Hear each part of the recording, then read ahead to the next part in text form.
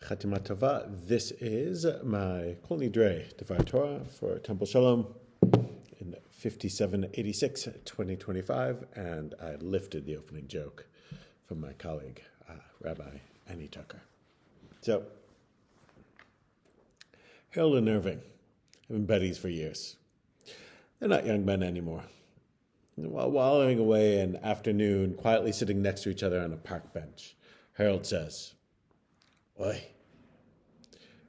Irving, too, says, "Oi." A couple of minutes pass. Harold says, "Oi." Irving responds, "Oi." It goes on like this for some time. After a long silence, Harold says, "Oi, gefalt." And Irving says, "Hey, I thought we agreed not to talk politics." I'll admit, there are eyewitnesses to that event who claim that it was, "I thought we had agreed not to talk about Israel." Or in simpler times, it might have been, "I thought we agreed not to talk about family problems." And of course, none of it is really funny. Jews have for quite some time had no choice but to ruefully laugh about the situation that we find ourselves in, though. Oi.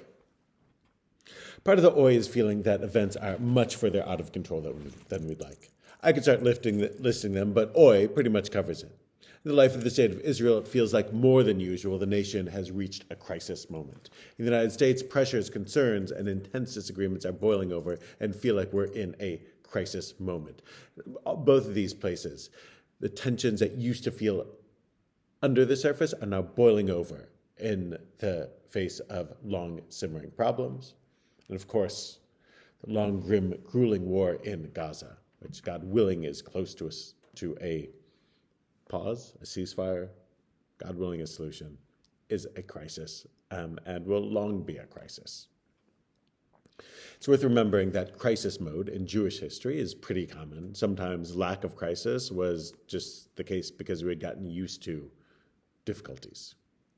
The modern world left Jews lurching from one crisis to the next. American Jews' relative safety and security in the late 20th into the 21st century was really the exception rather than the rule.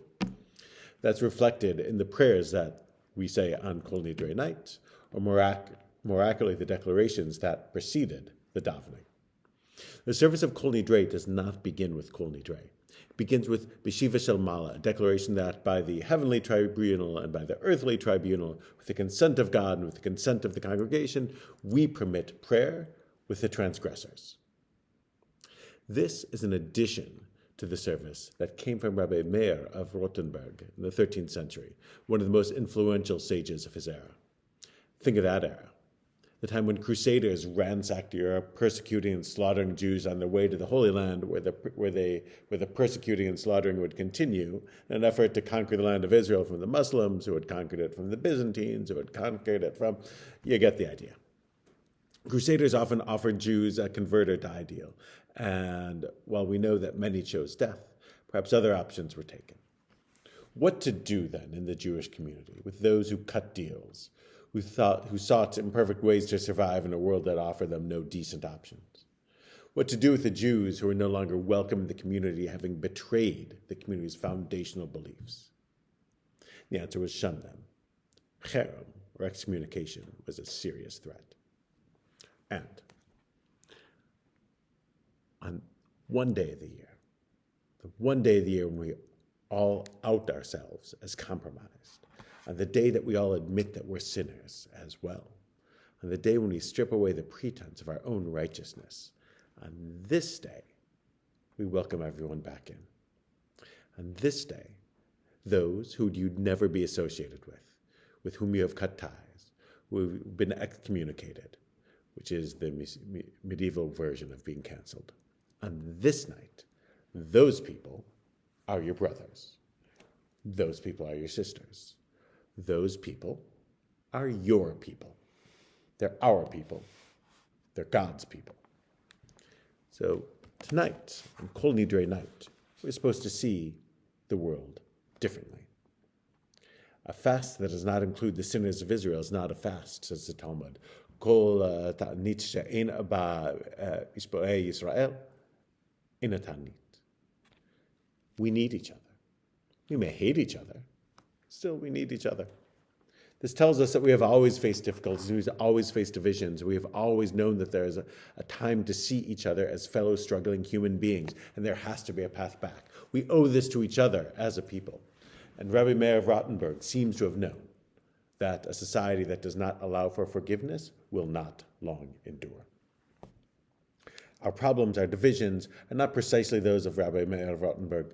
The stakes are not that of the Jewish communities of the Rhineland, but of nuclear-armed societies. And yet a community willing to heed his wise counsel 800 years later, we're still chanting the prayer. And we feel as if in our time of crisis, we're gasping for air in an ocean of bad news, of hate and retribution and bigotry and short-sightedness, even as our sense that the common good feels less and less common. And when we're trying to survive a flood of anything, we look to the story of Noah. After 150 days on the ark, the Torah tells us, God remembered Noah and all the animals with him on the ark. V'yizkor Elohim et Noach et kol ha'chayot v'et kol ha'behemot asher ito b'teva. The sages of old, being close readers, ask, remembered? V'yizkor?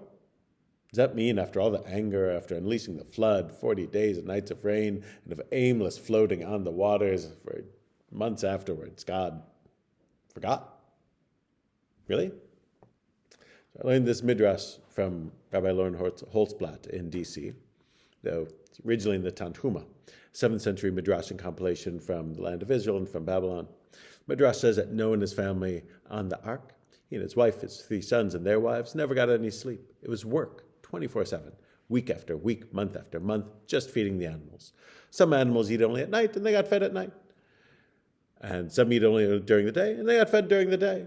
Some have to be separated from each other. Some had nebech, some special dietary needs.